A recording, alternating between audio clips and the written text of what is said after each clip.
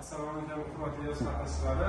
Do'stlar bilan markaz B1dagi Universal degan kredit mahsulot haqida gaplashamiz.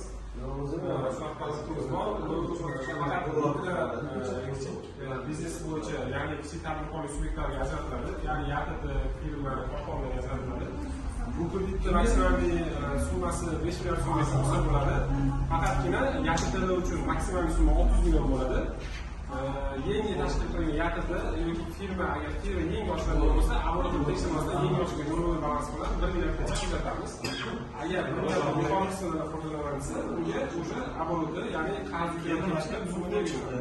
Kechki maksimal intervali 3 yil, 6 oy limitli period, ya'ni 2 oy davri bor.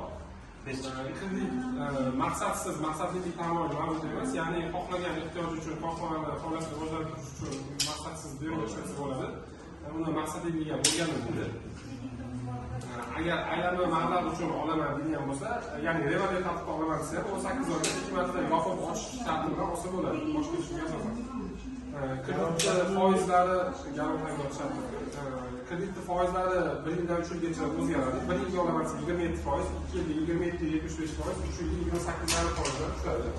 Kredit ta'minot sifatida faqatgina mulkiy ta'minot kerak. O'sha kredit summasi 125%, ya'ni misol 100 million olgan bo'lsa 125 millionga yarim bilan ta'minlash kerak. Shu asosiy hisob raqamga ajratiladi. Va kredit ta'minotchiga emas, ya'ni o'zini hisob raqamini o'tkazib beriladi. Hisob raqamdan olisanglar, chek pullarni kassadan foiz chiqib ketadi, foizdan kredit bo'lmaydi. Shunaqa farq bor. Avval tashkil qilingan eng boshqa firmaga o'xshaydi bo'ladi. YATTdagi o'zi faqat bitta narsa, YATTda bilan firma farqi 600 million YATTda maksimal bo'lsa, firmada 5 million ketsa, avvalda yo'q 1 million ketsa. Savol bo'lsa, bemalol Abolda bo'lsa YATTdagi necha milliongacha 600 million. Abolda bo'lsa ham 600 million. Men YATTda maksimal summasi 600 million.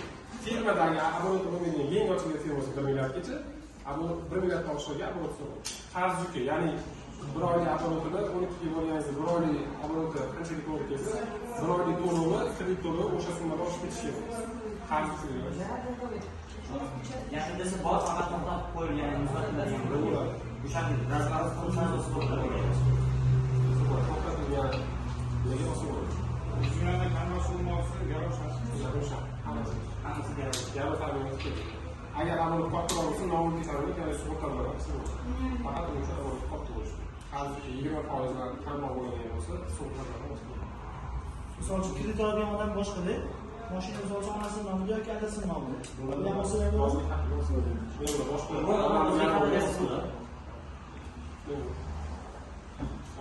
Rahmat.